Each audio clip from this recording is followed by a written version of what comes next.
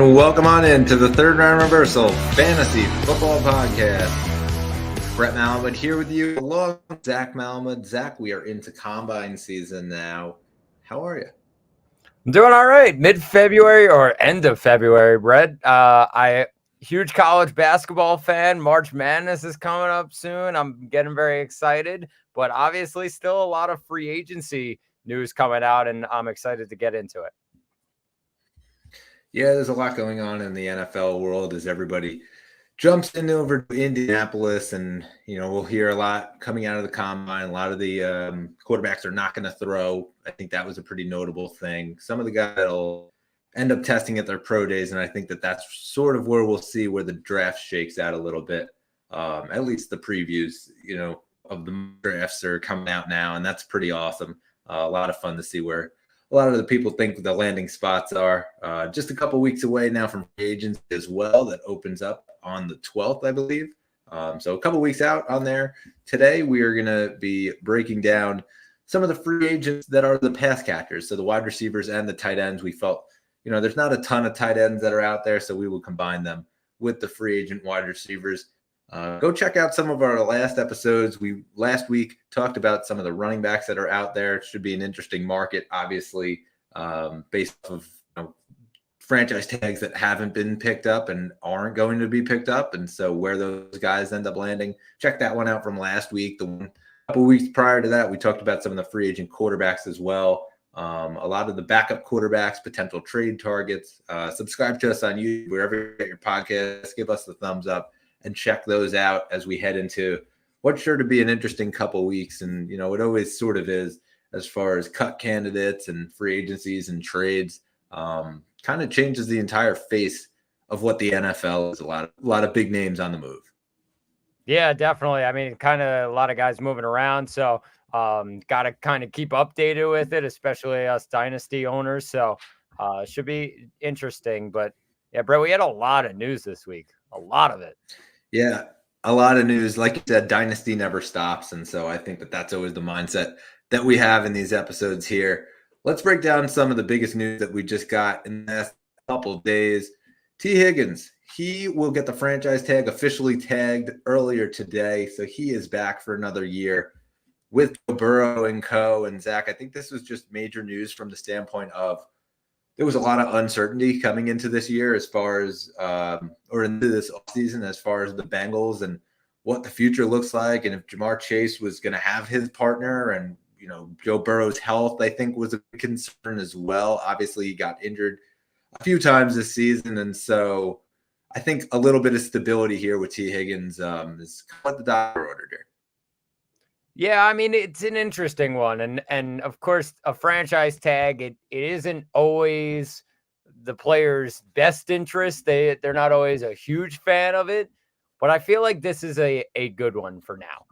This situation, especially because, I mean, we're talking about the Cincinnati Bengals. Yeah, Joe Burrow got injured this year. If he didn't get injured, yeah, they had a bit of a bumpy start, but they do that almost every year, it seems, Brett. And now they will bring Joe Burrow back. And I mean, you're completely honest about it. Like, they're a Super Bowl contender. So, I mean, there's really no place that T. Higgins can really go that you're like, oh, well, I'm in a better situation than I'm in Cincinnati. Like, he's in a great spot right now. So, of course, yeah, it's a crowded room. There's a lot of wide receivers, but I mean, Tyler Boyd's a conversation that we'll get to later in the episode. I mean, it's T. Higgins and Ja'Marr Chase as we speak. That's perfect for Cincinnati. They have those two guys. They have those two reliable weapons. They're both going to get targets. They're both going to get their individual accolades that they want to achieve during the season. It always ends up that way. So why go away from it? So I think it's just a good move. Of course, he's going to be waiting for that big time paycheck at some point, but it's not right now. And he's probably going to want to win a Super Bowl. So that's the ultimate goal in the end. Yeah, I agree. I think that, as far as the next week or so, we'll see if he actually signs the tag. I'm expecting him to, and it'll just be status quo. He comes back to the Bengals and Listen, I think that if there is a scenario that is still out there that he doesn't sign the tag and it leads to, a long-term deal, and obviously they can negotiate now on a long-term deal and not really worry about that. I just really think that from a fantasy football perspective, this was a down year for him, and it really just came down to the quarterback. This was the first time in over 3 seasons that he didn't finish as a wide receiver 2. And I think that not having Joe Burrow on the field really was what affected that. I'm expecting Burrow to come back healthy next year, and everything seems to be that he's, been working out and he's fine. But at the same time, I think that you put him right back into that wide receiver 2 conversation if he does, in fact, sign and stay Cincinnati. I think that those 3 guys, Burrow, Chase, and Higgins, will end up staying for a while there. I think that that's their offensive core. Yeah, and then why go away from that? It completely makes sense to have those 3 guys together. And I mean, they are Super Bowl contenders, like I said. So a good situation right now in Cincinnati. Yep. So let's jump right to our next news. And it came out earlier today from general manager Joe Douglas of the New York Jets that Zach Wilson has been given permission to seek a trade, the former number 2 overall pick. And it just, honestly, it's been a long and winding road for Zach Wilson. Even since he came into the league, he didn't have a veteran with him to kind of lead the way at first. Took for Joe Flacco coming in later on in the season for him to finally get one. But he was kind of just thrown into the fire that is the New York media and the New York Jets as a whole. Like, I think just the whole organization, there's always so much pressure when you are on that team. And he didn't really have a lot around him when he first got there. They were coming off of a pretty bad season, obviously. And so, to be able to have the disappointment of being Trevor Lawrence, weigh on him because that was the pressure that the fans sort of created. It was a recipe for disaster from the get-go. Then obviously there's this opportunity where he gets to sit behind Aaron Rodgers and learn from him and become this, amazing backup that will eventually translate into a starter. Four plays into the season, Aaron Rodgers goes down, torn Achilles, done for the year. Zach Wilson thrown back into the fire, and it just kind of never went right for Zach Wilson. So, listen, the Zach Wilson era is going to end similar to how the Sam Darnold era ended in New York. What I do think that this means is that the Jets are going to go out and get a veteran backup, whether that's a Ryan Tannehill or someone like that's out there on the market that has been a starter in the league that can come in and be a stable starter if anything were to happen to Aaron Rodgers. But I also think that from a fantasy perspective, this is good news if you're an Aaron Rodgers owner, because I think that there's going to be less competition, less of that noise. I think that we watched the last couple months where Rodgers was bouncing around the practice field, and it looked like he was really going to make that comeback. I think that, like I said at the end of the year, I think that Rodgers is a potential buy low option. Listen, I gave up a 2nd-round pick for him to kind of shore up my quarterback situation in a super flex, and I think that that's the right move. It was a 2nd round for a 3rd-round swap. And I gave up Jameson Williams, I think it was. It was an unproven guy. He still is sort of unproven even through the playoff run. I just think that there's going to be some wide receiver that ends up on the Jets next year opposite of Garrett Wilson, the bigger name wide receiver. I don't know if it's going to be Devontae Adams after what we just saw the last couple of weeks with Antonio Pierce getting hired. But I do think the Jets are going to go make play of trying to get a wide receiver. Not sure if that wide receiver's name is even out there yet. We've seen in the last couple of years where the A.J. Brown move at the drop of a hat, the Tyreek Hill's move at the drop of a hat. I think the Tyreek news came out the same day he got traded. And so I'm sure there's a guy that's out there that we don't know the name yet that will be out there, and the Jets will probably be swinging on them. So I think that a guy like Rodgers in this situation definitely becomes a buy low. That's fair. Yeah, I agree with you. I think this overall, like, it was bound to happen. I think they looked for it last year, the Jets definitely, to try and find a spot where they would give up Wilson or try and get something for him. Of course, that turned into him being the starter once Rodgers went down. So I think looking at overall for the Jets, the thing right now is they're focusing on getting maybe another wide receiver, like you mentioned, Brett, and getting Rodgers just back to being Aaron Rodgers. Like they're ready to go on a run here and maybe shore up some stuff on the offensive line and go for it. So, but for Wilson, it's difficult to really think right now of a suitor that will really take on a guy like Zach Wilson. So that's something to kind of take a look at because of just how bad it's been for a while in these last couple of years, especially. So that's something you definitely got to look at for his dynasty value. Obviously, it's down right now after all that's happened. If he does find a suitor and somebody's willing to go grab him, maybe make him a backup, then yeah, maybe a bit of a boost in his dynasty value. But right now it's pretty down there. So really not too much of Zach Wilson.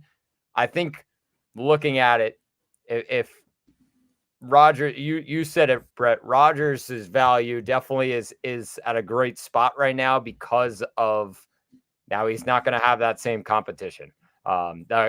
There is really no competition when it comes to Aaron Rodgers and whoever that backup may be.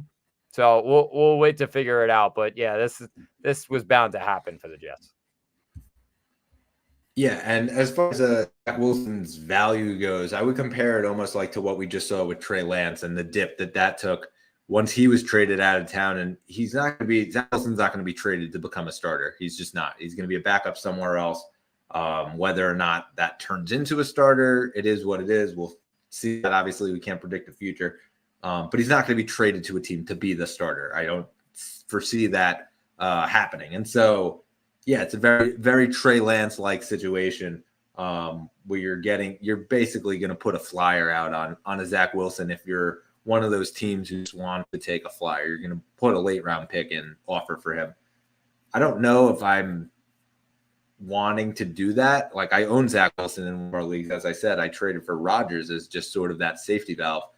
I don't know that I would give up a late round or I would want to acquire a late round pick for Zach Wilson. Whereas, just kind of keep him on your bench for right now. If you have one of those longer benches, especially in Superflex, sort of just write it out and figure out where he's going first before you make any move.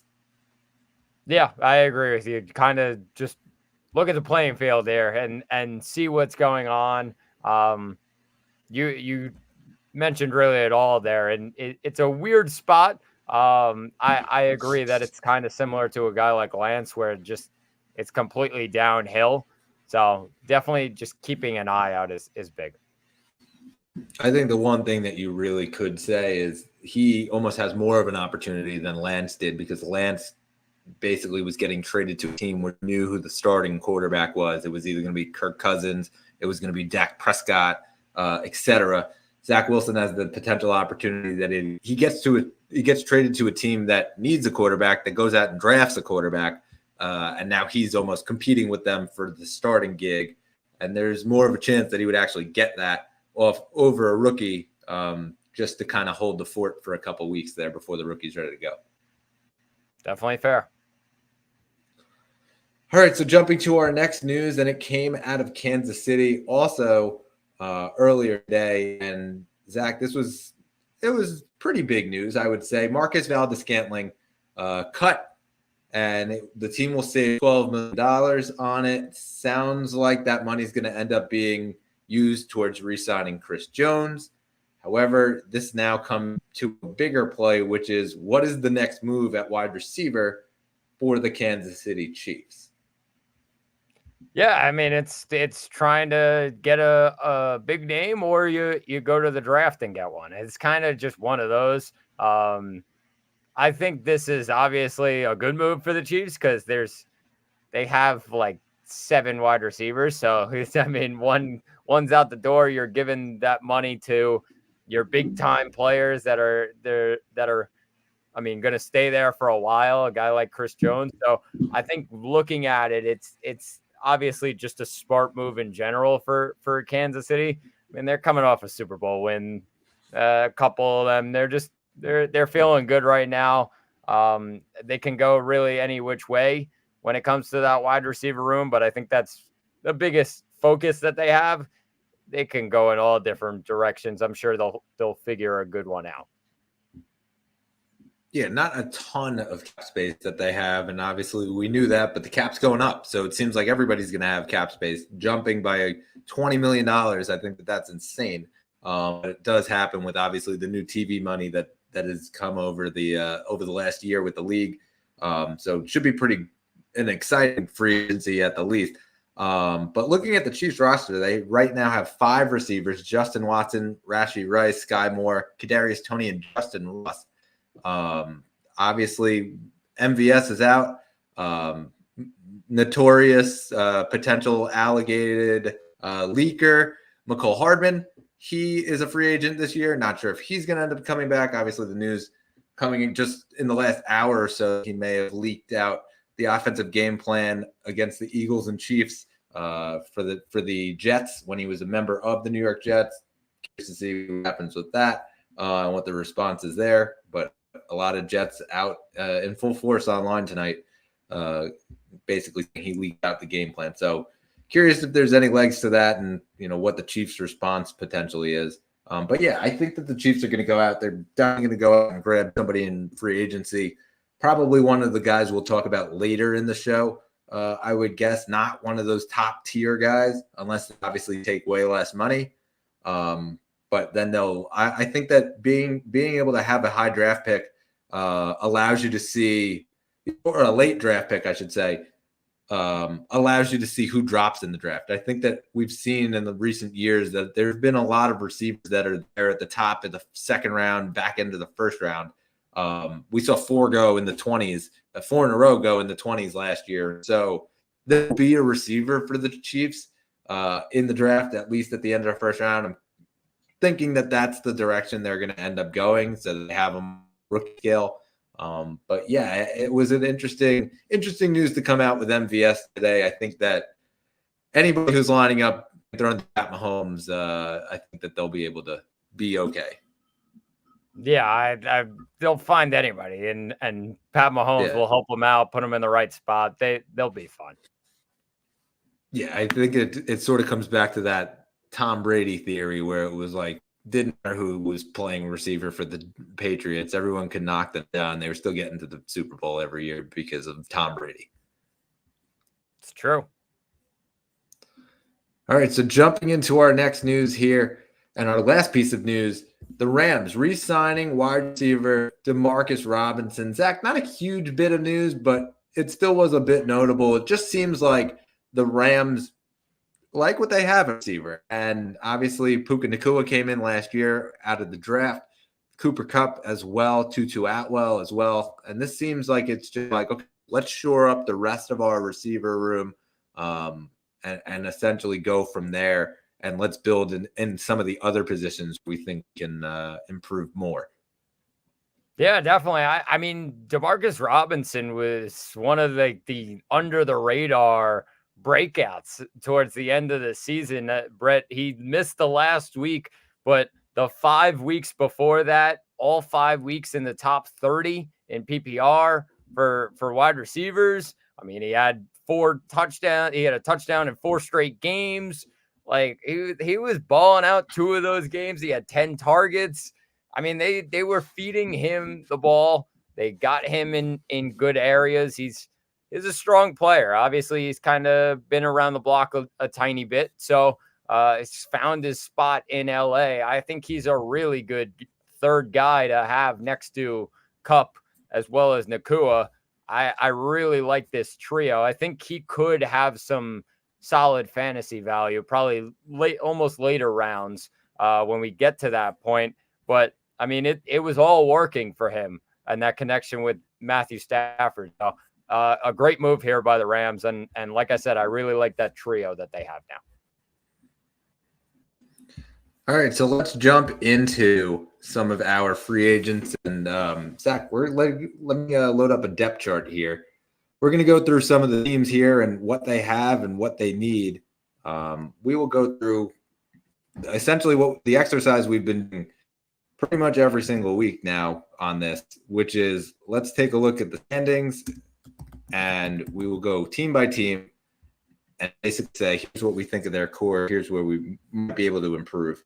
So let's start out in the AFC East. Buffalo.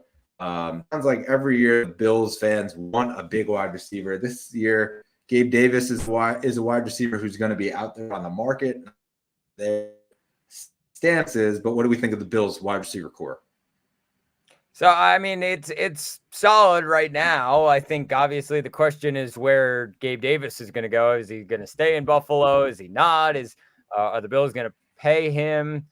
I mean, we have our feelings on Gabe Davis, so but we'll keep that out of here. I think just looking at it, they maybe grab a wide receiver. I don't think it's a top guy though, because they have Stephon Diggs. So one of those mid-level wide receiver 2s, maybe a wide receiver 3 that they grab. Other than that, nothing too big for Buffalo. All right, the next team here is Miami. And for me, I don't think that Miami really needs any big change whatsoever. I think that the guys that they have on offense are pretty good. I think the defense sort of where you're going to see that huge improvement. You'll probably see a minor guy sign with the Dolphins, but I don't really see any big changes here. Agreed. All right, so next up is the New York Jets. And Zach, we sort of been talking about it at the top of the show, the Zach Wilson news. I think this is where you see one of those big wide receivers, whether it's via trade or free agency, just because it seemed like Garrison was just on an island, and Alan Lazard didn't really have anything going with him. For Gibson, he had a pretty big role, and it turned out because it seemed like Lazard wasn't doing well. So Gibson became the de facto number 2, but really number 3.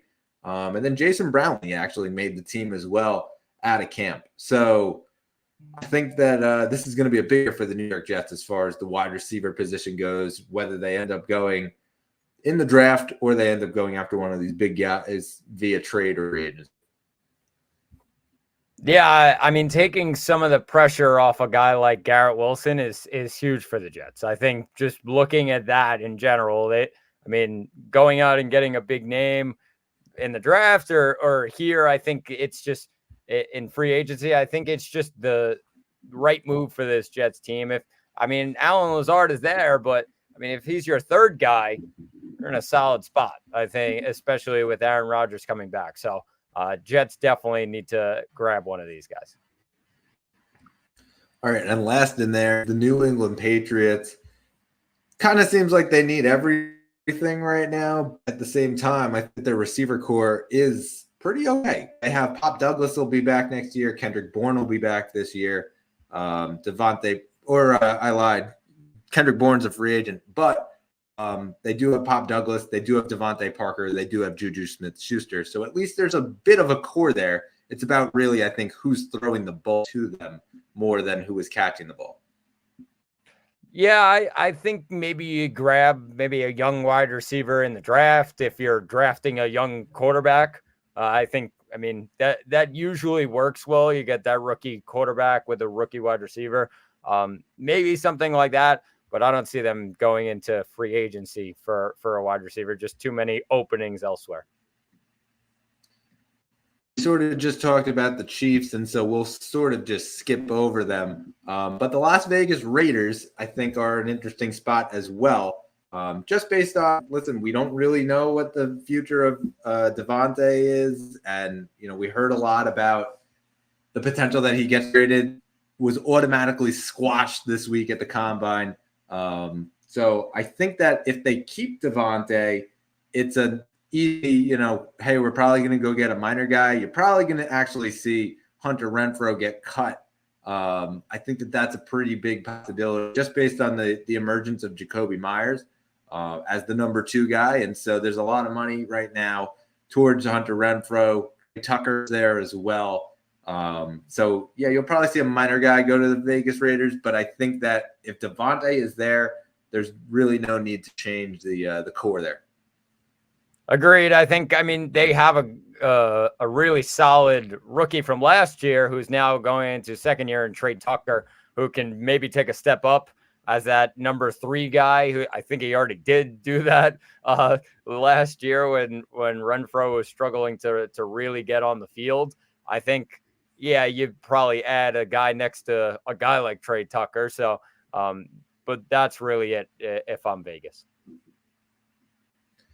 All right, going out to Denver and the Broncos. It's an interesting situation because we're hearing all the rumors about Russell Wilson potentially getting cut. Obviously, that won't be announced until probably around the league new year in just a few weeks. But as far as the receiver core goes, Cortland Sutton, Jerry Jeudy, Marvin Mims, we've heard the first 2 of those guys, Sutton and Jeudy, in tons of rumors. As far as trade goes, maybe one of those guys ends up out on the outs. Curious to know what you think about this core here, Zach.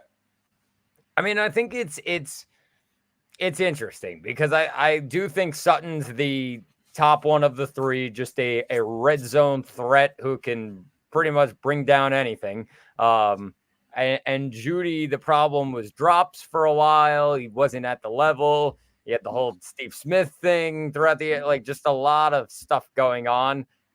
And then you got a guy like Marvin Mims, who I actually have a lot of belief in. I ended up trading him this year, but I drafted him out of the rookie draft. Just a solid player and mainly a deep threat. So, I mean, they're going to keep a guy like Mims. If they do end up getting rid of one of those 2 guys, Brett, in Sutton or Jeudy, then you got to go out and try and replace them. Maybe I don't think it's a big name guy, but probably a mid-level guy. And you just have the other one of Sutton or Jeudy just be the number 1 while you're kind of going through this transition that the Broncos are. Yeah, and there's also the opportunity for them to potentially trade one of those guys pick, and then you can grab a wide receiver with that pick. There is that option that is there. I think that I agree. I don't know that there's going to be this huge change, but if one of those 2 guys gets flipped, obviously you're going to have to replace them somehow. And I don't think they're going to replace them with a dude who's going to be on the end of the bench or is an unproven guy. Yeah, definitely. All right, so jumping over to the Los Angeles Chargers, and Zach, I think that this is a very stable group with the exception that they end up going out and cutting Mike Williams. And even with the Mike Williams cut, they still would have Keenan Allen, Josh Palmer, and Quentin Johnston. Jalen Guyton right now is a free agent coming up. We'll see if that changes in the next 2 weeks. But this at least is a good core here. Obviously, new head coach coming in Jim Harbaugh. And so he's going to want to get as many of the big name guys as he can. Obviously, a situation over at the running back position where he's going to have to figure out how to plug that hole, which is where you might see Williams get cut. That would free up a ton of money. What do you think here of just improving the wide receiver position or just staying status quo? I mean, I think staying status quo. You mentioned the money from Mike Williams' contract could be huge for a guy like an Austin Eckler, bringing him back. So I think looking at that would be the only change I would end up making if I'm LA. I think Harbaugh coming in will help the development of a guy like Quentin Johnston. It was not a good year, not a good rookie year by any standards for QJ. So bringing in a guy like Harbaugh can definitely help give him that boost. And I think Quentin Johnston could end up jumping up as well as Josh Palmer into that bigger role if they end up getting rid of Mike Williams. But I mean, in this room, it's Keenan Allen and then everybody else in my mind. He's clearly just the number 1, the most talented, and he's going to get a ton of targets this year. All right, as we jump over to our next division, the AFC North, we start with the 13-4 Ravens. And Zach, it looks like this group will probably stay status quo. However, Odell Beckham Jr. right now, free agent coming up. I think that there is the chance that he ends up just going back to Baltimore and staying there. But this still is not an amazing group after named Zay Flowers. Yeah, it's not. It's kind of just those mid-level guys. And then there's Rashad Bateman, who really hasn't gotten going in his career, a little bit of baby steps this year, and then a couple guys in Odell. Then they had Nelson Aguilar, like just a lot of guys that, okay, yeah, they're moving along. So I wouldn't be surprised if they lose those guys, then they end up replacing them. I would add one more, maybe in that wide receiver 2, wide receiver 3 range, just to give Lamar another weapon. I know it'll be a little bit crowded, but I don't know if Odell completely fills that role. I know we saw some positives, but they gave him a chance. Maybe he'll come up with some surprises in this next year. But I still think just another weapon for Lamar next to Zay Flowers and Mark Andrews is going to be huge for this offense. All right, moving over to Cleveland, where you have Amari Cooper. They bring in Elijah Moore heading into last year. They go out, they draft Cedric Tillman. The year before that, they drafted David Bell. That seems to be their core, that they have some minor names that are going to be free agents: Jakeem Grant, Marquise Goodwin, James Proche. But I think that the core is built, at least at the wide receiver position and the pass catcher position as a whole, because obviously you got David Njoku as the tight end there. I think this is going to be one of those situations where we don't really see a ton of improvement on offense, probably some day 2 or day 3 draft picks or something like that, a veteran minimal deal at the receiver position just to sort of fill it out, maybe some undrafted free agents. I'm not looking for this huge, turn to pass catchers here for the Cleveland Browns. Yeah, completely agree. They're really excited with what they saw from Njoku this past year, and they've really made him a one of their top weapons. So him next to Cooper, and then of course the couple of young guys in their wide receiver room. I agree with you. Maybe day 2, day 3, they add one more.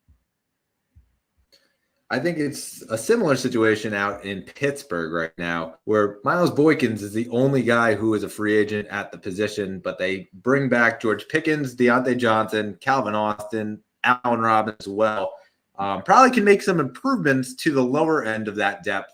Again, probably you'll see it in a draft pick or some of those veteran receivers, but obviously they're happy with Deontay Johnson and Pickens. It again comes really back to who was throwing them the ball. I don't know that they were thrilled with what they had in Kenny Pickett this past year. But the running back situation, we talked about them last week. I think that that's sort of what's going to be the driving for them going forward. Yeah, agreed. I don't expect too many changes here. Of course, yeah, the Austin and Robinson, maybe you could get a bit of an improvement there. Maybe get a young guy in there, a speedster, who knows. So I think but right now it's just a good spot, and I think they're probably happy with it. Yep. And then the last team here is Cincinnati. We just talked about them at the top of the show. They obviously franchise tag T. Higgins. Jamar Chase obviously coming back. Tyler Boyd, he's a free agent. We will talk about him in just a bit. But sitting right behind him is Andre Iosivas, who actually had a pretty good step-up role in some of those games last year, and I think could make an impact. What do we think of this Cincinnati Bengals as just a whole with T. Higgins in the lineup? I think they're in a great spot. I think it's just flat out like they got the right guys. Even at like tight end, it was Irv Smith was kind of up and down. I think he got injured as well. They got Tanner Hudson who stepped up. I mean, their pass catchers is really not their biggest worry. They also have Trenton Irwin if they need him. They always bring him in. He'll get a catcher too. So I think they're in a good spot. I'm curious to see what happens with a guy like Boyd, because I think he can get money from a team elsewhere if he wants it. Yeah, I agree. I think that it's a very similar situation out in Houston right now as we jump to the AFC South. Nico Collins, Tank Dell, Robert was all coming back. Mechie coming back, Xavier Hutchinson coming back. Noah Brown is a free agent, and I think that is another candidate of, listen, if he can go out and get the money, he's going to go out and get it. But he was pretty much the number 3 receiver in this season. And so, yeah, I think that they're going to try to get him back because he did contribute. He didn't make a ton of money to do it. But there probably is more pressing needs for the Houston Texans at receiver, because I think they also have built themselves a nice little core of young guys. And so, yeah, I think that Noah Brown might be on the way out. Again, it probably is one of those later draft picks or bring in a veteran. Agreed. I think the two at the top that is are the ones that they're truly worried about. It's Collins and Tank Dell. Obviously, getting Tank Dell back and healthy, and just continuing that chemistry that they built with Stroud as well as Nico Collins. So looked really, really good towards the end of the year and then into the playoffs. I think looking at it, yeah, there could be a couple of changes around the bottom, but I feel like they're happy with what they got there. And obviously a question on Dalton Schultz at tight end. That's a big one. All right, jumping over to Jacksonville, and another huge question mark for the Jaguars is Calvin Ridley is a free agent this offseason, as well as Jamal Agnew. Without Ridley, they would just have Christian Kirk, Zay Jones, and Parker Washington sitting there on their depth chart. Zach, where do you see the Jaguars going? And is it just simply try to throw all this money at Ridley to get him back? I mean, they traded for him. They acted like he was their top weapon. I agree that he was. Obviously, it went a couple of different ways. They have a ton of weapons. And I think if they bring back Ridley, they have a really solid group of pass catchers. You have Ridley and Kirk and Jones and a couple of speedsters in Agnew and Washington behind them. And of course, and you got Evan Ingram, who's had a career resurgence, it feels like, since he went to Jacksonville. So, I mean, it wouldn't make sense to really go away from that. I think they need some help on the defensive side more than the offensive side. I would give the money to Ridley, Brett. I think it's just you build that core, you got the weapons. Why go away from it? I agree. I think that, listen, Trevor Lawrence was very outspoken about bringing Ridley back, and the GM as well. But at the same time, I think the only thing that's sort of pressing against him as far as the organization is concerned is he was acquired via trade. And part of that trade was a condition that if they re-sign Calvin Ridley, the third-round pick that they owe Atlanta will become a second-round pick. And so I'm not sure that it means too much, but at the same time, it is still worth talking about, and it's still a thing that is out there. I don't know that they really care if they gave up a second-round pick versus a third-round pick. Don't know that it really matters to them. They can get a guy who was, listen, he was their 1A, 1B wide receiver, if you want to put Kirk in there too. And so, yeah, I think it's okay for them to go out and spend the money and bring him back. Yeah, definitely. All right, so jumping over to the Indianapolis Colts. Zach, another group where this could be a big change here. Michael Pittman Jr., he is a free agent. Behind him, it's very, very thin. They have Josh Downs. They have Alec Pierce. They were a team that was potentially in on Mike Evans back when the trade deadline hit, to bring him in as the number one guy alongside Michael Pittman. Now they might lose Michael Pittman entirely. This is where I see the big swingers at the Indianapolis Colts, especially with Anthony Richardson coming back from the injury. Jonathan Taylor already locked up, and we talked about the running back position last week. But I think that as far as pass catchers, like their tight ends, they have Jelani Woods, Kylan Granson, Will Mallory, Mo Alley Cox. These are the names that are playing tight end right now for the Indianapolis Colts. And so you're really relying right now on these wide receivers. I think that we could see both pass catchers positions, wide receiver and tight end, filled here pretty quickly. Yeah, they have to. They have to, because you're putting Richardson in a better spot by doing so, and you can't give him weapons like they have if they end up losing Pittman. So it could end up being Pittman. It could end up being a Mike Evans. Like, just pay up. You kind of have to do that if you're Indianapolis. I don't see one of those mid-level guys really doing the job for them. I think they need to go for maybe a home run here. So if they end up losing Pittman, it all depends on that. So looking at it, yeah, they're in a tough spot right now, but you have to give your quarterback those weapons, or else he's just going to be in a rough situation, and it's not going to be a good one. And I think it's also worth noting that if you were listening and you said, "Hey, that's a little thin of a depth chart there at wide receivers," because Isaiah McKenzie is also a free agent this offseason, and so I think that another name that was out there, pretty reliable target for them. But this is a must draft season, a must trade for season for the pass catcher position for Indianapolis, because I think that to put a rookie who's kind of running for his life a little bit last year. They didn't have a huge stability at the offensive line. Obviously, they have Quentin Nelson. He sort of was running for his life a lot, and you saw that. Obviously, a mobile quarterback, so he's trying to make some space, and so you need that offensive line. You also need the guys that can get open, because when he decides he wants to sling it, he can't be throwing it into coverage. We saw that a ton in games that he did play. And so, yeah, I think that this is going to be an interesting offseason here at the pass catcher position for the Colts. Let's move along to the final team here in the AFC, the Tennessee Titans. Zach, we saw DeAndre Hopkins get signed to a multi-year deal, Treylon Burks as well. For them, it's Chris Moore and Nick Westbrook that are the guys that are their free agents, Westbrook-Ikhine.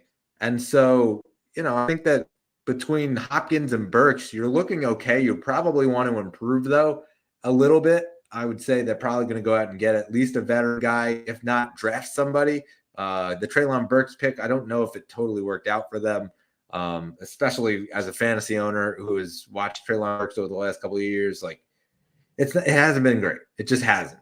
And so I think that teams have been able to double DeAndre Hopkins pretty consistently. And if they can get a target that can take away some of that coverage, that would really help develop a guy like a Will Levis. Yeah, I agree. I think the biggest thing that stands out for Tennessee is obviously the coaching change. So they're going from a guy, Mike Vrabel, who is very run heavy and just between the tackles, get it done, to now they hired the Bengals offensive coordinator. So now they bring him in, and of course you're developing a quarterback in Will Levis who really likes to sling the ball around, to say the least. So getting him those weapons, I think a guy probably on the even level with a Treylon Burks, maybe even a little bit better, probably a veteran, I would say, is the best move for the Tennessee Titans, just to give Levis that one more weapon. And you really got a tandem of or trio there that really works for your young quarterback. Yeah, I agree. I think that, it's really going to be about developing Levis and allowing him to succeed and taking a step forward. I think that that's going to be sort of the focus for them on the offensive standpoint this coming offseason. Jumping over to the NFC, and we start out in the NFCs with the Dallas Cowboys. CeeDee Lamb, obviously a top 5 wide receiver across the board in fantasy-wise. Sounds like he's going to get a big deal alongside Dak Prescott. That'll make them Cowboys for a while. Behind them, though, it was Brandon Cooks, who seems like he's a cut candidate right now, even with a pretty good year. Michael Gallup had a pretty good year for Michael Gallup standards. But behind them, Jalen Tolbert, Kevontae Turpin, 2 young guys, haven't really made any impact. Probably going to see the Cowboys at least get a guy out there. And I think that it's going to be one of those guys that gets drafted. Not sure if it's going to be in the 2nd round, 3rd round, but I do think that there's a room for improvement here at receiver, the Dallas Cowboys. 100%. I think they're going to the draft to find one of those well-known guys who's coming out here. So 2nd or 3rd round, not an early round pick. Just a mid-round pick. I think they definitely shore up that wide receiver there. Jumping over to the Eagles, where obviously, we got a 1-2 punch, and it's going to stay that way going forward here. I don't know that there's much room for them to improve off of A.J. Brown and Devonta Smith. Yeah, the depth behind them is, obviously going to be questioned and whatnot, but Dallas Goedert, it seems like he's the number 3 target this offense. I don't really see that changing anytime soon. So again, this will probably be one of those minor tweaks as far as, listen, they brought Jones in last year and we saw that happened. Quez Watkins as well, sitting behind him. He is a free agent. Olamide Zaccheaus as well. He's a free agent. So, yeah, I think this is going to be a minor tweak. I don't really see any big changes here coming for the Philadelphia Eagles. Agreed. Maybe just add that extra third guy, but the top two are clearly there. They also have to worry about that running back room, and the Eagles are going to worry about their defense after a lot that happened last year. Jumping over to the New York Giants, and Zach, this is where I think another one of those big changes, just like their counterparts in the New York Jets. I think the Giants right here really need a guy. Not to say that Garrett Wilson and the Jets isn't a guy, but they need a guy anyway. Sterling Shepard, he is going to be a free agent. He's 31 years old. So even if you do bring him back, I'm not sure how much of an impact he really truly has as far as bringing these guys forward. Wan'Dale Robinson there, Darius Slayton there. They obviously drafted Jalen Hyatt last year, but they really just need this number one wide receiver. I think that this could be them getting somebody at the top of the draft more so than signing somebody over the next couple of weeks. Completely agree. I don't really see any names in free agency that you would say, oh, the Giants are going to go big swinging for them. I think it more so comes in the draft and trying to find one of those upper echelon wide receivers. Huge for the Giants. They do have a couple of young guys in there. So adding to that, I think that's the best move for them. And obviously they have Darren Waller is the tight end and seemed to be Daniel Jones' number one target when he was healthy. I think that still continues, but they just need to add another big receiver for them to take the pressure off of a guy like a Darren Waller. Jumping out to Washington, Curtis Samuel, he is a free agent. We'll talk about him in a little bit, but he was the number 3 guy. Terry McLaurin, Jahan Dotson, obviously, the 2 guys there in Washington. Not sure there's going to be a huge amount of change. Another potential spot where we see some wide receiver gets picked. And like you said earlier, it is the potential that a wide receiver gets picked alongside a rookie quarterback. I think that there is the potential for that more so than going out and signing a veteran. Yeah, I think it all really depends on the pick. Whoever it is, they'll probably end up going to get a guy who fits that scheme with the quarterback. So whoever that is, I do agree. It's going to probably come in the draft for the Commanders rather than really grabbing a guy in free agency. One of the things we could potentially see, though, in Washington is the addition of a tight end, potential that Logan Thomas ends up getting cut. So curious to see what happens at tight end as far as targets go and signings and all of that. Jumping over to the San Francisco 49ers, they don't really have any changes. Ray McCloud, Chris Conley, and Jawan Jennings are their 3 free agents for this year, which means that they're bringing back Ayuk and Debo, and I think that that's more important than anything. You'll probably see some minor tweaks as they obviously got to the Super Bowl, couldn't win it, but then try to get that, over the hump. Curious to see if any of those veteran type guys, the Odell Beckhams of the world, if they sign on at minimal money to try to win a ring. Yeah, I mean, that could be a situation for them.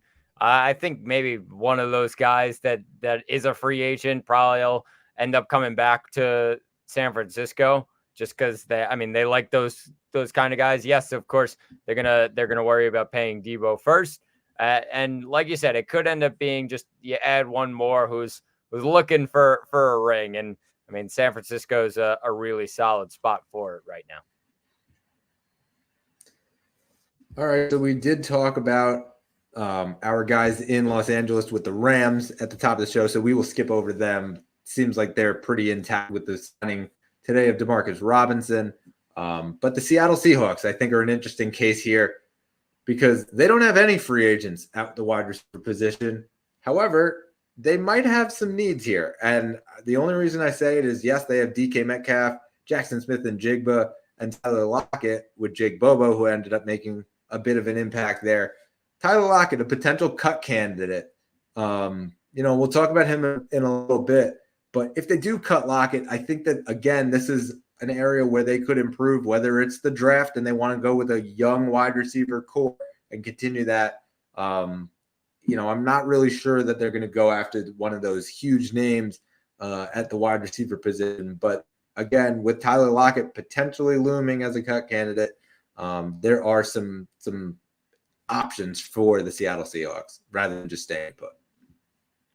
Definitely agree with you, Brett. Whether it's in the draft or a veteran you grab in free agency, I think they're pretty solid with that top two.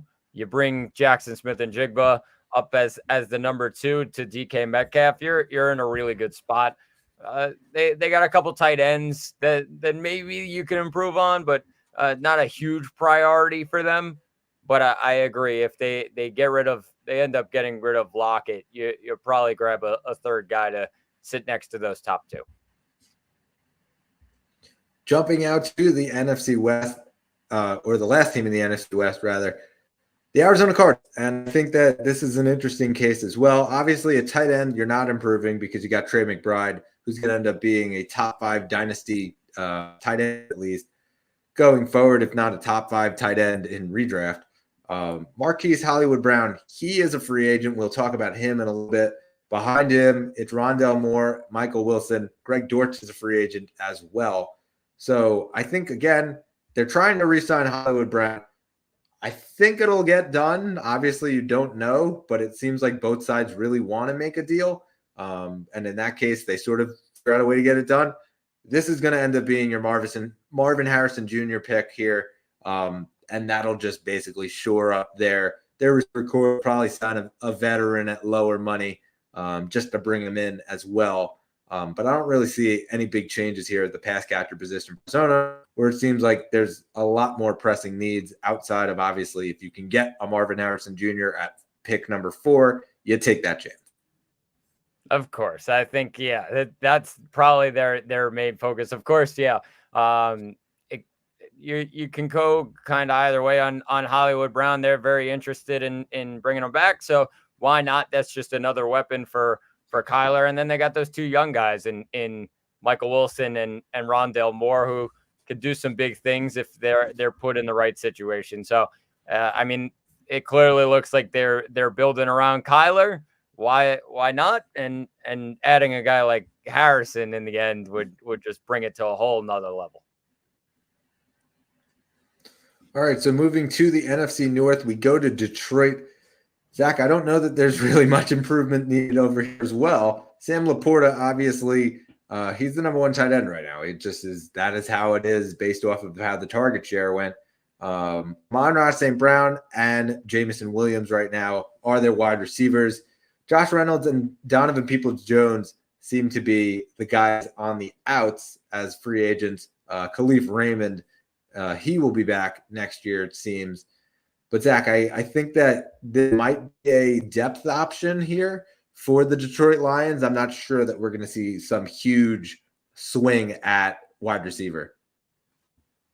Yeah, I think just maybe replacing those guys that are free agents probably is just the move. You bring in maybe a veteran to be next to a guy like Jamison Williams. I think that's probably the best move for Detroit. But they're really solid with those top 2 in Laporta and Amon-Ra. Those are clearly Goff's top 2 targets as pass catchers. Jumping over to Lambeau Field as we talk about the Green Bay Packers. Zach, first off, let me just say that I love this core of pass catchers because you can't really tell who the number 1 is. It's just a bunch of guys, and any one of them could be the number 1 at any given day. Whether it's Jaden Reed, Christian Watson, Romeo Dobbs, Tucker Kraft, Luke Musgrave, like any one of them in any given day could end up being your number 1 pass catcher. So I just love that, first and foremost. I don't know that there's going to be much change here at the pass catcher position. And we talked about how A.J. Dillon's going to be a free agent, so they probably have to put more money towards trying to get a running back in. And then obviously the defense, I still think they're going to want to improve. This is a very young offensive group. Sounds like Bakhtiari, they're going to have to replace him as he gets cut. I think that as far as improving, the offensive line, like that's always an improvement. Every team tries to improve the offensive line every given year, but I don't know that that's coming in pass catchers this year. I like this group. Yeah, I agree. I mean, they've done a good job of the last couple of years just drafting young guys, drafting a tight end who's young, drafting multiple tight ends who are young, and then just, I mean, every single year they've just added maybe a couple or just one wide receiver. It's been a really, really good transition for them into the Jordan Love era.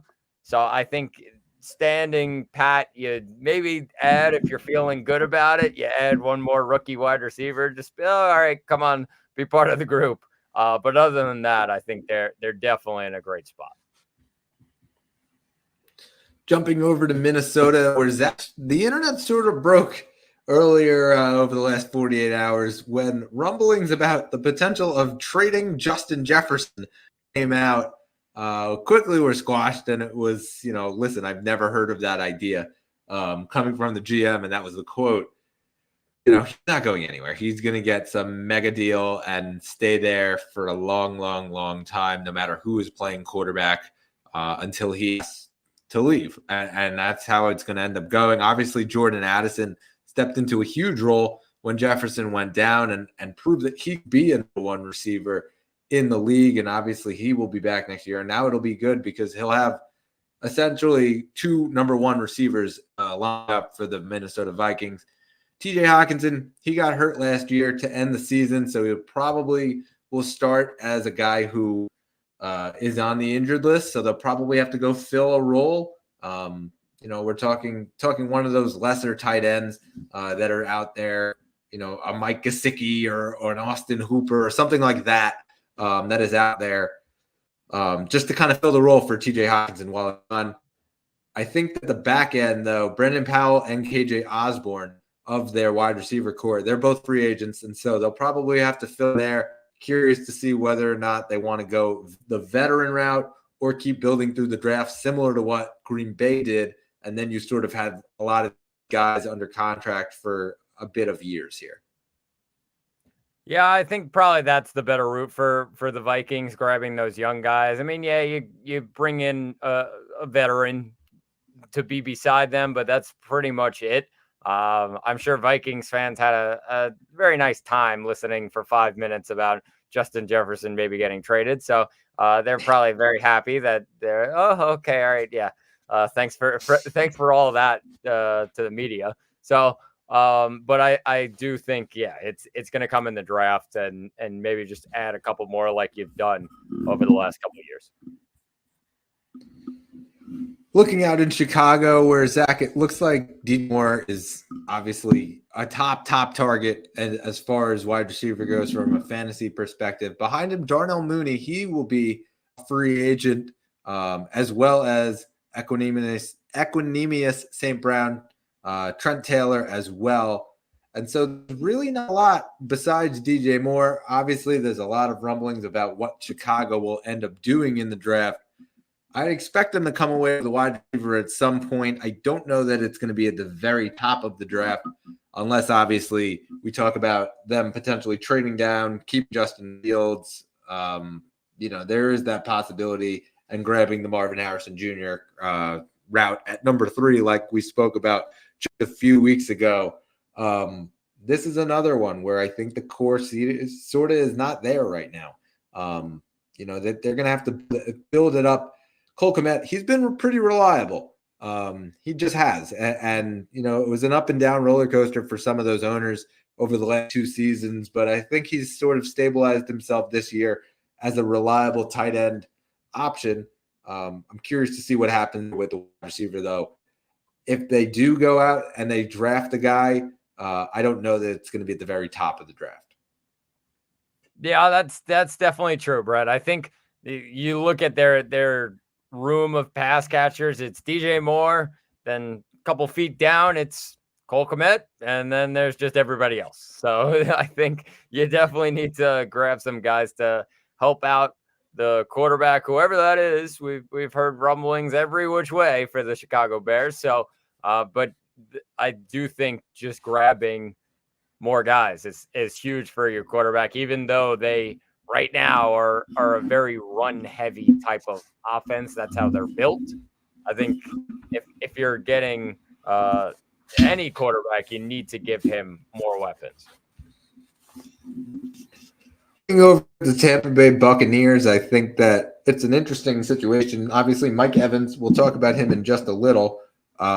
He is the big free agent target. The guys behind him, are all coming back. And so, obviously you got Trey Palmer, you got Chris Godwin, etc.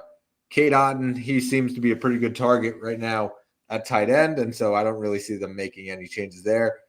They're throwing the kitchen sink right now at Mike Evans, it seems. And part of that is the potential that Baker Mayfield is doing the vetting as well, trying to figure out a way to get both of them back to Tampa. And obviously they are in negotiations with both, so they can't really accept one without the other until they know how much money exactly each one of them wants, and a way to fit it in under the cap. I think that the boost in cap space for every team did actually help their cause of potentially getting Baker and Mike Evans back together.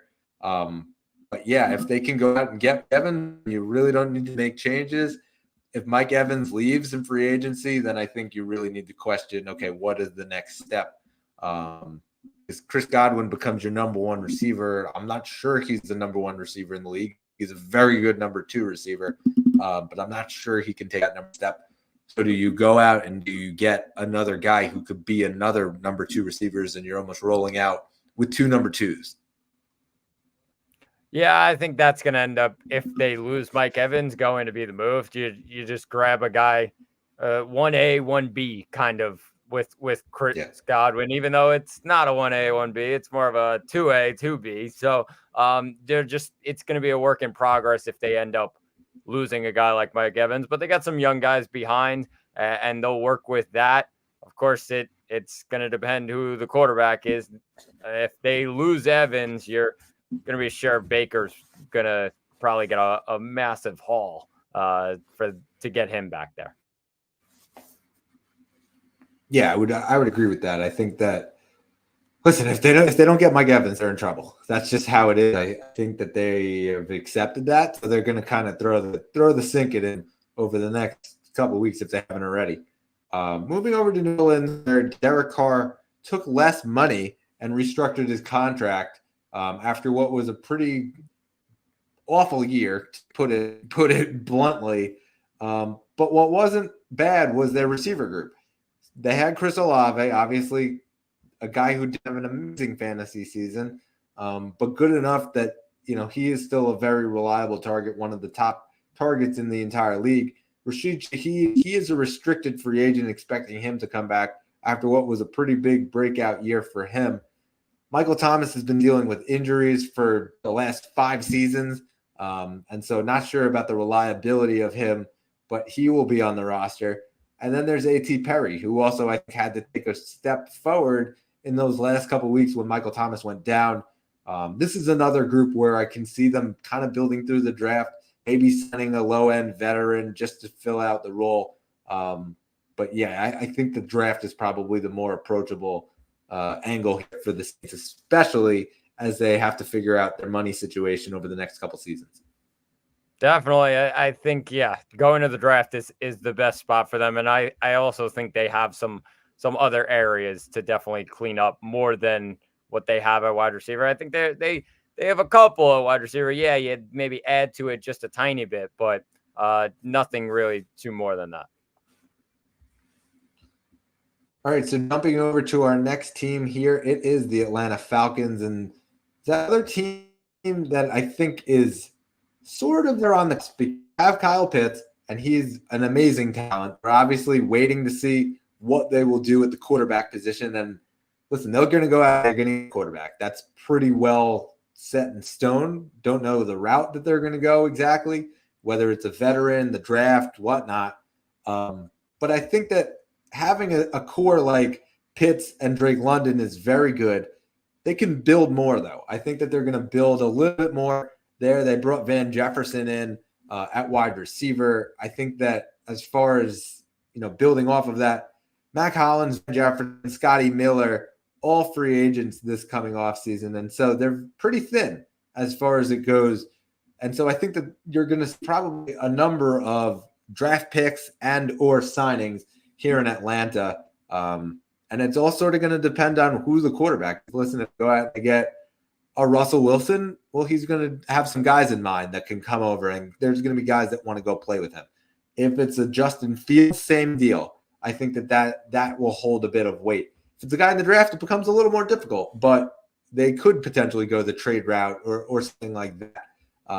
It is. I am curious to see how Atlanta goes. I think that they are probably the biggest question mark as far as the wide receiver position goes, of where they're going to go and which way they will go.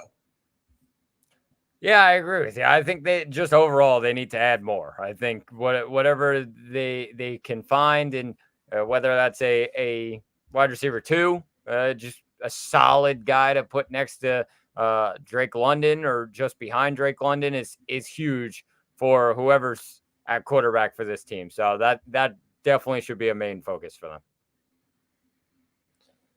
And last but certainly not least, the guys who raised their ticket prices by 4% today, sending the internet into a frenzy, the Carolina Panthers, who do not own a first-round pick, as we've mentioned on the last couple episodes as far as this free agency preview goes.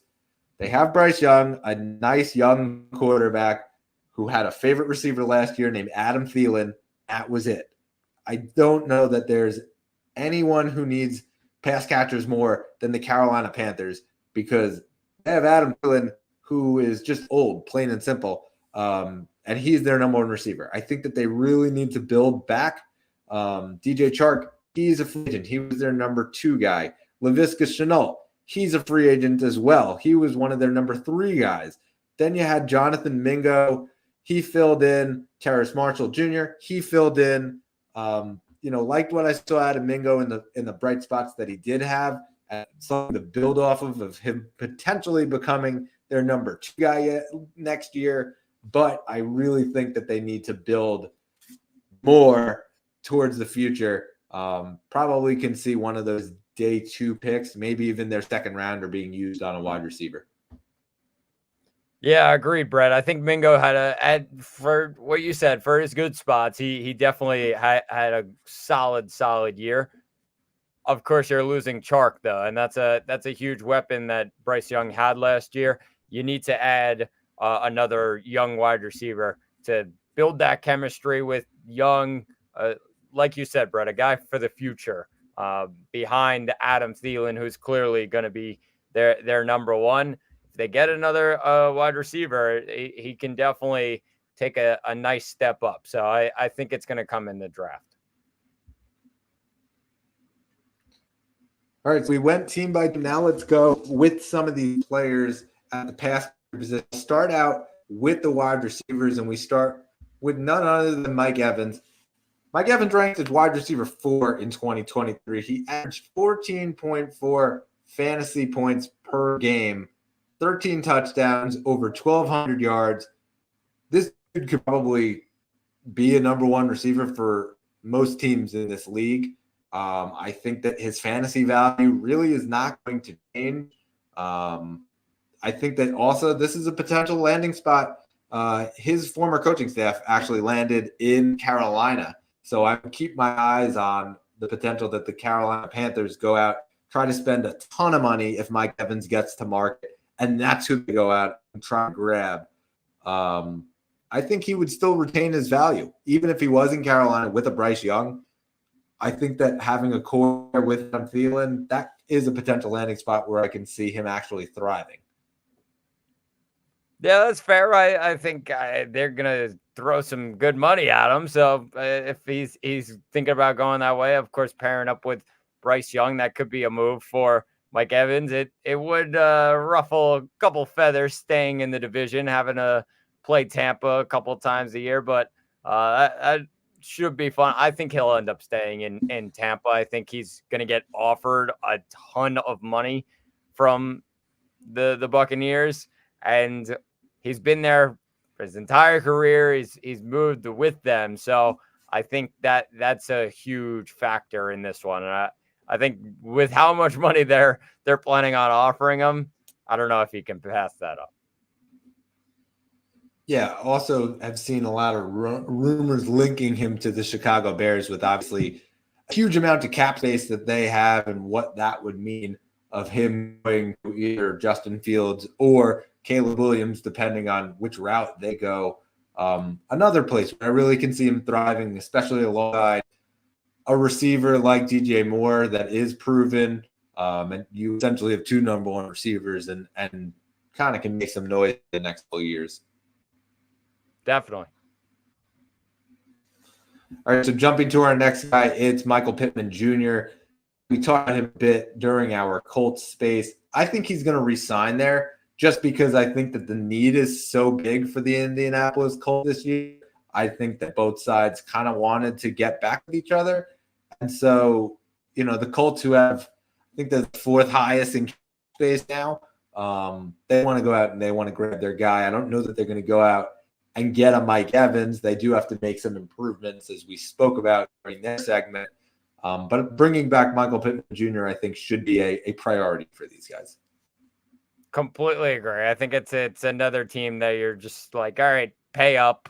Your top guy is on the market. So go out and get him. You mentioned the cap space. That's huge for Indianapolis, plus the raise in the cap. So, I mean, they have some needy positions, but you got to keep your top weapon, especially with that young quarterback.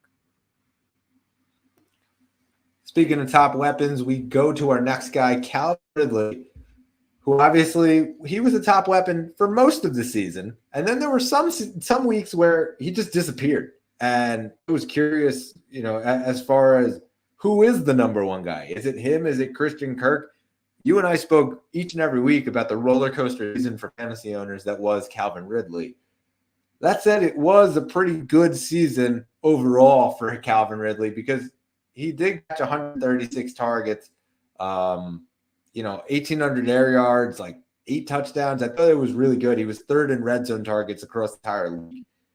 I think that as far as Ridley goes, he probably is going to end up back in Jacksonville. I don't really know that there's any reason why he wouldn't, especially with the opening up of some of this cap space.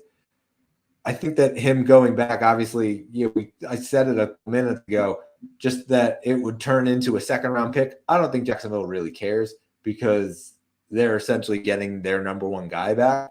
Of going from a third-round pick up to a second-round pick. The GM wants him. The quarterback wants him. So, go out and get him and throw the tank at him if he, is sort of hesitant on it.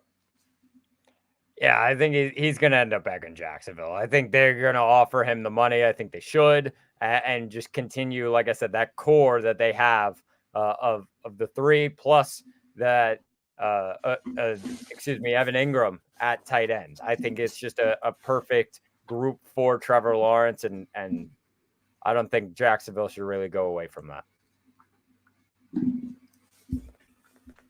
Jumping to our next guy, Hollywood Brown. He had a pretty good year. I mean, the whole team really just had a down year with the exception of probably Trey McBride, who obviously emerged and was getting pretty much all the targets there in Arizona. But I just think there was a lot to like about Marquise Hollywood Brown a couple years ago from a fantasy perspective. It just didn't really show last year. And so, when Kyler came back, it was not great. It just wasn't. So curious to see what happens. Like I said, when we talked about the Arizona Cardinals, him and Hollywood Brown, them and Hollywood Brown sort of on each other back. Obviously, it sort of changes what Hollywood Brown's value is if they go out and they draft Marvin Harrison Jr. Obviously, is less. Curious to see if a team like Tampa Bay goes after him. Obviously, there's the Oklahoma connection with Baker. They were teammates, and so I'm curious to see if that sort of holds any weight. So there is the option that he goes out and joins Tampa Bay in that case. Kansas City, another team that comes to mind of being linked to him, trying to get some fast guys and guys who can make plays in space. Hollywood obviously does that. But yeah, I think he ends up ultimately ending up back in Arizona. But if there's a team that offers more money, I can see him on the way out. Yeah, a couple teams, Panthers, Bears, like kind of in that range, if they offer some money. But I think he'll end up back in Arizona. Kind of a theme here of these top weapons. I just going back to where they're offering money, and obviously the relationship's really strong with Hollywood Brown and people in Arizona. So hard to see him really going elsewhere from that. Yeah, also should just note, as we talk about available teams, Greg Roman was his offensive coordinator in Baltimore. He is now the offensive coordinator out with Jim Harbaugh in Los Angeles, another team that we talked about potentially needing a receiver if they cut Mike Williams. So just putting it out there. Jump to our next guy, and again, we talk about him quite a bit on this show as far as like, now you see me, now you don't, for 4 weeks in a row, and you don't really know when Gabe Davis is going to have a Gabe Davis game. But he is probably, in probably all the years I've played Tennessee, he is the most boomer bust sort of player that's out there. It's Gabe Davis, and I think that having an opportunity to leave Buffalo out of the shadow of Stephon Diggs might actually be a good thing here for Gabe Davis. He didn't play in the last 2 games of the season, which I think was pretty notable. There's also not a ton out there as far as receivers, as we've been talking about. And a lot of these guys, it sounds like their old teams want them. So if that's the case, and in the next 2 weeks, we see a lot of these guys, Mike Evans, Pittman, Ridley, Hollywood Brown, if we see them all go back to their landing spots, Gabe Davis becomes the top guy out there. And I think that that's what we're looking at here as far as the depth of this entire position in free agency this year. I think the demand is going to be a team that I could actually see him going to is the New York Giants. And the reason is the coaching staff is the Buffalo tag there. And Dorsey, he's there in the Browns. And so Cleveland is another potential spot. But I really think that the Giants here that I'm actually looking at of potentially striking them getting a receiver at the top of the draft and then going out and signing Gabe Davis. That's your improvement that you see. Interesting. I mean, I think he can go a ton of different ways. There could end up being, I think he's probably going to end up at one of those teams at the top of the AFC, one of Kansas City, maybe Cincinnati. Of course, Cincinnati brought back T. Higgins, or they're planning on bringing back T. Higgins, not official yet, but a team like Kansas City, maybe a prove it deal, like a Juju Smith-Schuster kind of did. I mean, Kansas City can go a bunch of different ways. They got a ton of weapons anyway, so why not? They got some space to maybe move around on some things. I think one of those is kind of the spot for Gabe Davis, because I mean, most teams think how we thought of Gabe Davis. It's just, yeah, okay. Yeah, throw him on. Maybe he gets a couple catches for you. Maybe he's just completely invisible another game. You kind of never know what you're going to get. And I think that's going to be probably the market for him this year. Yeah, I agree. I think that it's going to be interesting though. Like I said, if all those guys at the top of the list there go and sign with teams, Gabe Davis is that top free agency target heading into free agent frenzy, which is pretty nuts to even think about. Just because it just shows that it's a really thin market this year at this position, where it's really deep at, say, running back. Yeah, definitely fair. All right, so jumping to our next guy here, it is OBJ, Odell Beckham Jr. Back last year, it was the Bills, it was the Jets, it was the Cowboys, who all really made big plays for Odell before he obviously signed the Baltimore Ravens. Wasn't an amazing year for him. He's 31.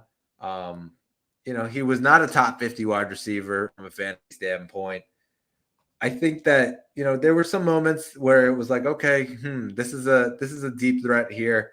And that was sort of his role on the Ravens. I'm not sure if he's going to go back there or he's going to go to one of those teams like the Bills, like the Cowboys, like Kansas City Chiefs. I'm not sure if he's going to really have much of a fantasy impact if he goes to any of those places, because I don't think he's going to be a number one. Probably not going to be a number two if he goes to any of those places. There's the shot that he ends up as a number three guy.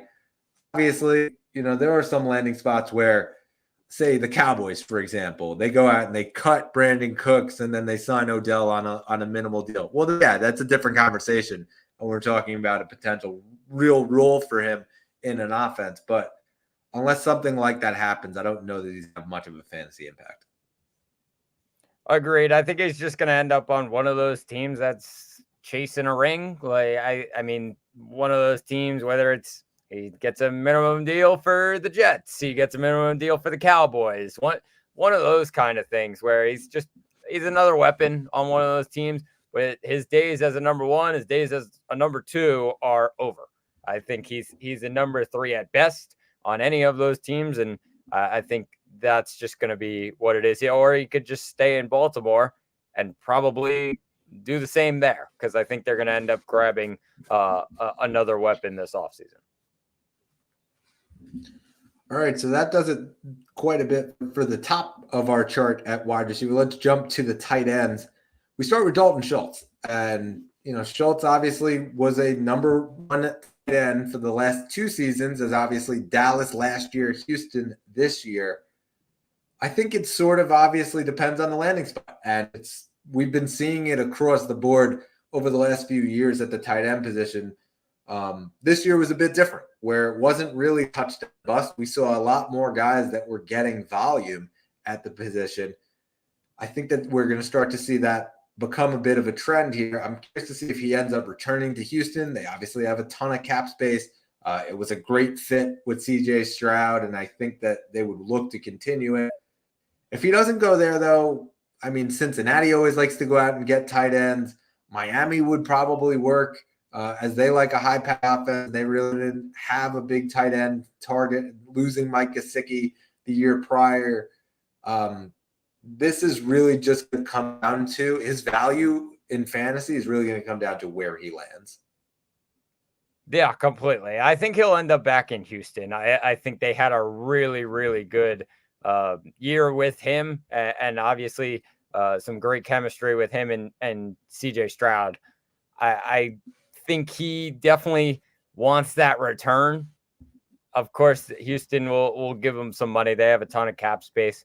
I think it's just a good situation overall.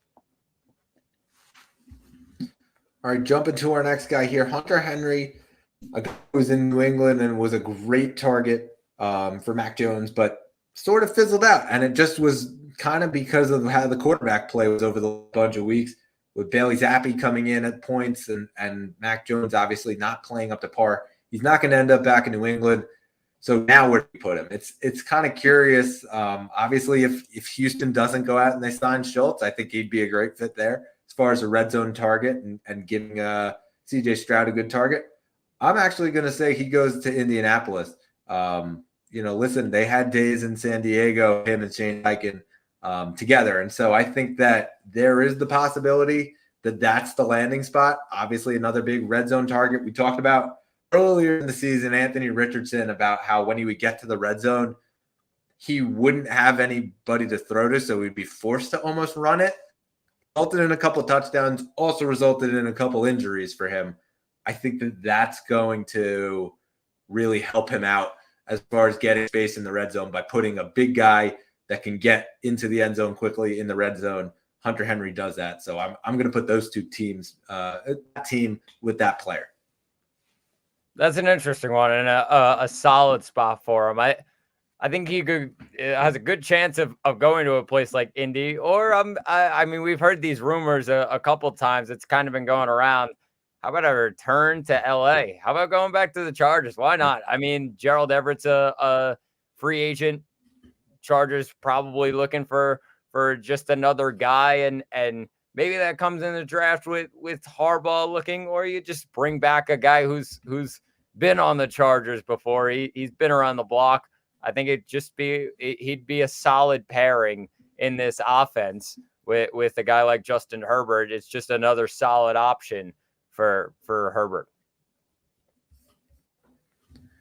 All right, jumping to the next guy, it's Gerald Everett. And Zach, Gerald Everett actually has been one of the reliable guys at the tight end position as far as being able to catch the ball in the red zone. I think that you were almost, if you were in a bind, you need to go out and get a streamer. Gerald Everett most of the time was there on the board on your waivers. You can grab him, and you're almost sure to get a touchdown or at least some red zone targets. He was a top 15 wide receiver just a couple years ago. I think he could potentially go back to Los Angeles and stay there. However, I also think he can go to the other side of town where Los Angeles Rams, Sean McVay, could potentially try to negotiate some sort of deal with him. He doesn't have to leave town. Tyler Higbee, if you remember, tore his ACL late in the season, and so he's going to end up being out for most of next year. So he has a potential landing spot where he doesn't really have to leave town, but at the same time, we'll go across the hallway there at SoFi Stadium. Yeah, I mean that would be a good move for him. I think he can go a ton of different ways, and I think he'll get some solid money in this market. I don't know exactly where he's going to end up. I mean, there's a couple names. You mentioned the Rams. I think if the Commanders go any which way and get rid of Logan Thomas, like we talked about earlier, that could be a move. Just one of those teams and fill the spot at tight end. Cincinnati's another option. So a lot of different ways they can really go. And Gerald Everett is a solid option really for any team. Jumping to our next guy, it's Mike Gesicki. Zach, it's been quite a while since we really had an impact from the fantasy football perspective. Just a few years ago, I think it was 3 or 4 years ago, he was a top 10 guy. He finished in the top 10 2 years in a row. He hasn't really had a fit, though, his last couple of years. Obviously, he's not a blocking tight end. He's just not. He plays more of the receiving game, and so he's used a lot as a slot receiver, we've seen. That's sort of where his role is. Curious to see where he ends up. One of those lesser teams I think might take a shot on him, whether it's a Carolina, a Tennessee, someone like that. I don't know that it's going to have this huge impact as far as fantasy goes, but we had to mention him because he was such a huge impact from the fantasy football perspective just a few years ago. Yeah, I mean, it's just gone downhill since he was in Miami. I think there's a couple of different names. We mentioned a lot of them so far. Rams, Colts, Chargers, like some of the names, and Commander, like he can go really anywhere. I don't think it's going to be like a crazy long-term deal. It's just going to be probably another 1-year deal like he ended up getting in New England last season. And you just keep moving from team to team. But he's kind of just an extra weapon for any quarterbacks. Maybe a solid option that teams could be looking for. And while we're in that bit of a time machine, let's take a top 10 guy from 2018 and 2019 in Austin Hooper, who was also there, a free agent. Similar thing here. I think that, maybe we see if throwing New England into there, I think that's a potential fit. Obviously, New England is a team that likes to play 2 tight end sets. And so we saw that the last couple of years with Jonnu Smith and Hunter Henry. We're probably going to see a similar setup. Austin Hooper could be a guy that's not going to make a ton of money. And so I think that the potential landing spot there. Washington is another team that comes to mind that doesn't want to spend a ton of money, could move on from Logan Thomas and free up about $8 million, I believe the number is. And so, yeah, that's another potential landing spot for him. Not a lot of money that this guy's going to get, but a pretty reliable pass catcher when the ball is thrown to him. Agreed. Yeah, it's gonna be one of those bottom level teams that just they need a guy, and Austin Hooper is gonna come in for them. I agree with a lot of the teams you mentioned, and we've kind of mentioned them all a bunch of times. It's just gonna end up on one of those teams, and he'll fill a void there at tight end. All right, so let's talk about some of these best of the rest. Let's start at the receiver position here. We got Tyler Boyd, DJ Chark, Darnell Mooney, Curtis Samuel, Laviska Shenault, KJ Osborne, Chase Claypool, Josh Reynolds, McCole Hardman, and Noah Brown.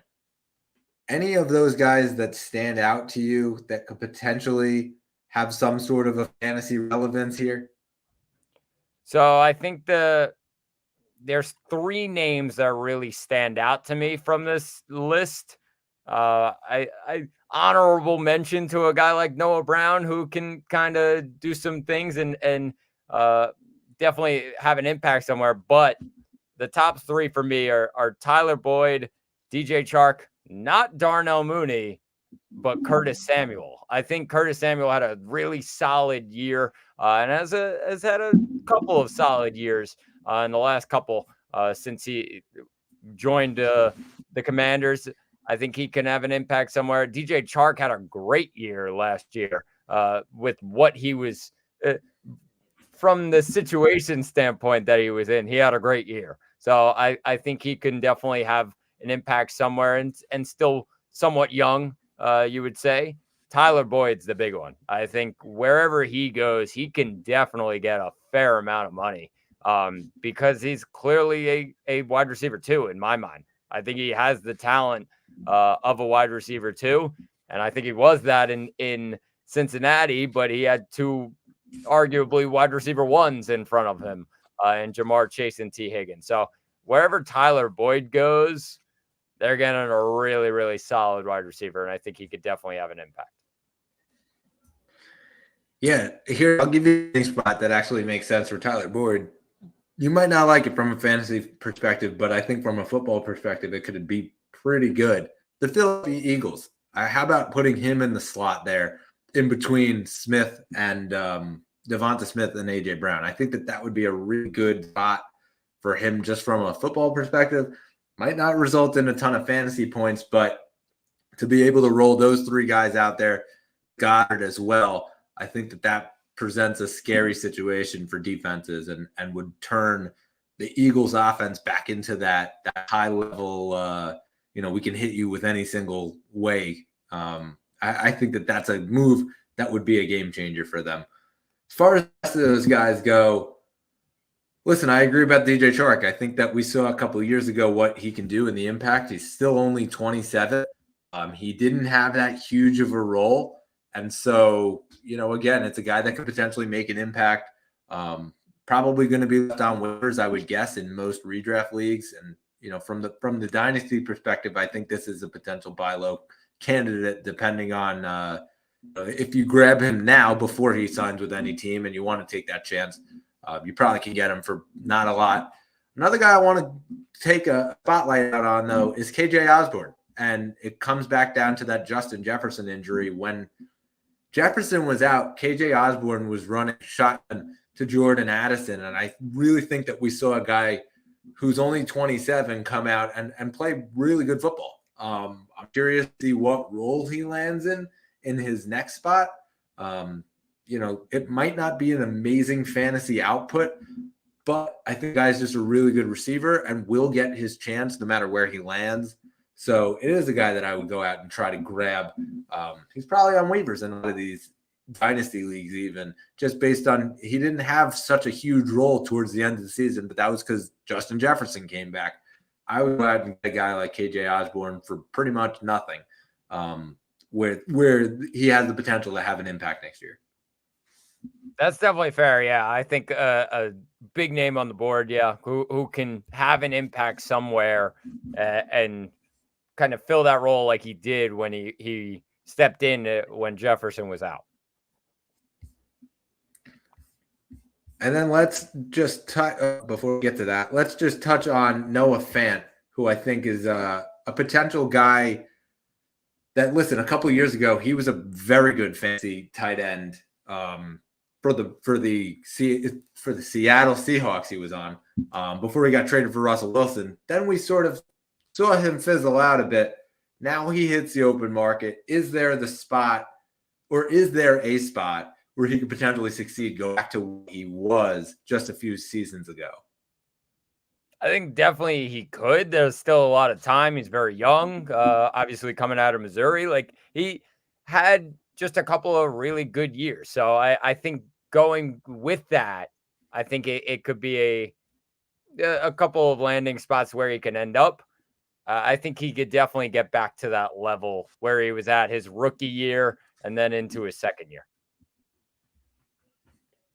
I'm going to give you one right now that I think could potentially turn into one of those really good spots.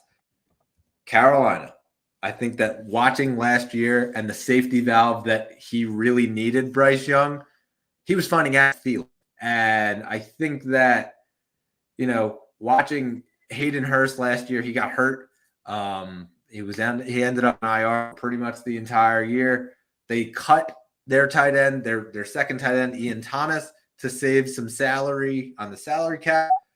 Potentially a good spot there where they can give him some volume. And I think that would be a good landing spot where I think he could have a pretty big fantasy impact. That's fair. I want to correct myself. It was Iowa. He's part of the Iowa crew. I said Missouri. Same color. It's okay. Yeah, we'll forgive you. Caitlin Clark forgives you. Fair enough. All right, so let's jump into a bonus segment here and some potential cut candidates at the wide receiver position. We mentioned a lot of them during the show, but as far as some of these guys go, let's just sort of break it down from an overall perspective. Tyler Lockett, Mike Williams, Brandon Cooks, Hunter Renfrow, all potentially guys that can end up hitting the open market based off of being cut. Any of these guys really stick out to you? Not really. I think Mike Williams probably the biggest one. He's still got a lot of time and definitely has the talent. It's just I feel like it's just never really come to fruition. He's had a couple really great stretches where he's all of a sudden like a top 5 fantasy wide receiver. But all of a sudden then you get the Mike Williams game and he drops a couple and he has 0 points. He'll drop a goose egg, like just something like that.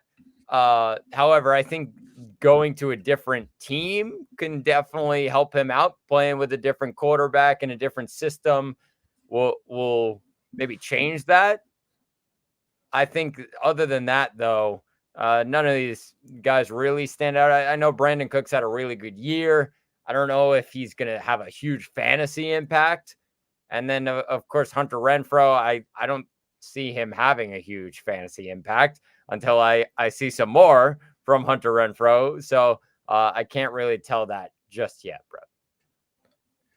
Yeah, I think the worst thing for Hunter Renfrow was when they went out and they got Devontae, because it just eliminated him from any contention of getting any sort of workload. So yeah, listen, he's only 28. It's not like he's 5 years old. So he's a 28-year-old. I think that there is the opportunity that he goes to a spot where he can target, but I'm not really counting on him to go back to what he was just a few seasons ago, where he was sort of just Mr. Reliable. For Cooks, he's 30 years old, and yeah, he had a good year, but he wasn't the same receiver that he was when he was on Houston. I think as far as talk about reliable, I think Brandon Cooks was that. You knew you were getting this baseline of points when he was on the Houston Texans, and that disappeared when he went to Dallas. And obviously they had a number 1 receiver there and one of the top 5 receivers in the entire league in CeeDee Lamb. And so, yeah, you would assume that would happen as well. Mike Williams, he's 30 years old. And just like Gabe Davis, there were seasons where you wouldn't really know when you were going to get the Mike Williams game and he was going to bust out 35 points. Because then you'd get some games where he would bust out like 5 points. And you were like, okay, do I start him next week? So you kind of had to start him, though, because those games did happen quite a bit. He is 30. He still has a ton of talent. And yes, he did tear his ACL. So that is a concern heading into the year. However, it was pretty early last season when he tore his ACL. So you would assume that he would be ready to go for camp no matter where he does land. Tyler Lockett, I go back and forth on Tyler Lockett, but right now I'm still on the side of just a few seasons ago, and I love saying the stat. Half of his fantasy points came on 50-yard bombs, and so to me, it did. Seriously, it's a real stat. Look it up. It was just 2 seasons ago. half of his points came on 50-yard bombs. And so as a 31-year-old, I don't know that he's going to have the same ability to do that for another 4 or 5 years. So from a dynasty perspective, he's actually a guy right now I'm looking at selling high, a guy who has a lot of name value and potentially can get you some good young pieces, if not draft picks. Yeah, I definitely agree. It could kind of go a bunch of different ways on a guy like Tyler Lockett, but I mean, his main thing is being a deep threat. So he could be a possession wide receiver for a quarterback somewhere. It should be interesting to see where he ends up. Yeah, but as far as this list goes, Mike Williams right now, probably the most reliable guy on that list. Curious to see where he lands if he does, in fact, get cut. Last name I will just throw randomly out there is Michael Gallup, potential cut candidate that we've heard rumblings about as well. If they don't go the Brandon Cooks route, there's the potential that they go the Gallup route. I think it's about the same as it would be if Cooks. I don't know that it really improves value if Gallup leaves or vice versa too much because the ball is going to CeeDee Lamb no matter what. Yep, definitely. All right, so that'll do it. Our next episode, we're going to cover some free agent frenzy here. Probably won't be next week. It'll be the week after as we take a week off and prepare ourselves here for some free agent frenzy. It opens up on the 12th. Zach, anything that you're kind of looking forward to here? I mean, it's kind of still we're waiting to see where these big names end up. Of course, re-signing if they do somewhere. I mean, we had a huge running back episode. I'm curious where some of those names end up. A guy like a Tony Pollard, a guy like an Austin Eckler. Those are some big names on the board. Of course, Saquon Barkley in the end. Like those big names, I'm curious to see where they end up. Yeah, obviously, we're also in combine season right now. I think the thing that not a lot of people talk about is these GMs are all in the same place at the exact same time. I'm curious to see if any big trades come out of this. And we've seen in the last couple of years, some of those larger trades have been made right as free agency was opening up. A lot of those conversations happen at this combine week. So curious to see if there's any of these trades that come out of this weekend that settle over the next couple of weeks. I just think that there's going to be at least one that comes out this weekend and kind of shocks a lot of people. Yeah, definitely fair. All right, so that'll do it for this week on the third.